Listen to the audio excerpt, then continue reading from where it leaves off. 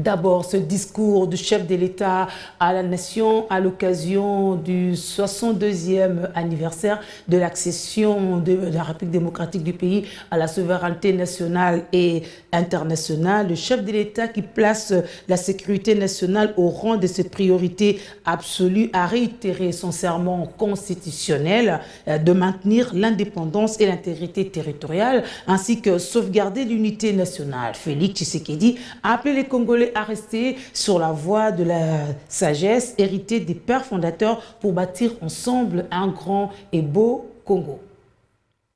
La célébration de ce jour a lieu dans un contexte sécuritaire particulièrement préoccupant qui affecte notre existence en tant que nation.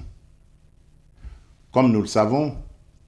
notre pays fait face à une énième agression de la part du Rwanda qui agit sous couvert du mouvement terroriste M23 et ce,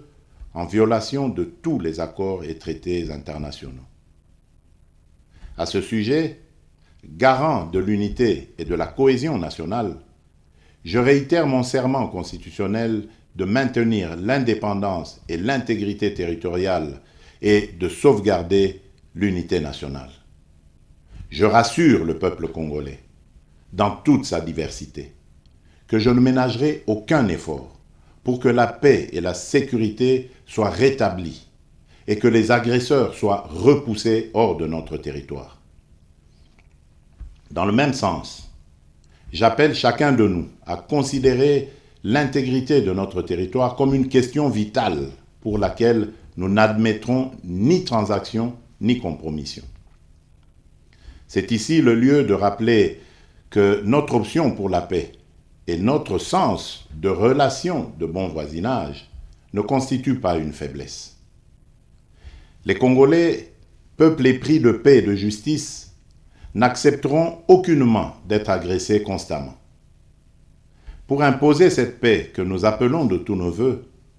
nous userons de toutes les voies de droit nous reconnues pour que le peuple congolais vive définitivement dans la paix et la quiétude sur son sol, par-delà nos diversités de tous ordres. Et au regard des menaces et autres velléités dont le pays est victime,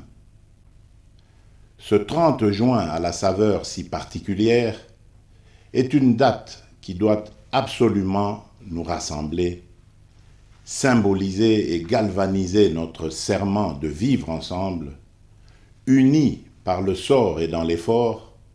serment que nous avons hérité de nos pères fondateurs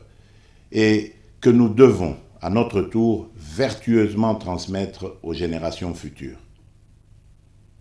En restant sur la voie de la sagesse héritée de nos pères fondateurs, continuons à bâtir notre grand et beau pays, la République démocratique du Congo, cette belle terre hospitalière et bienveillante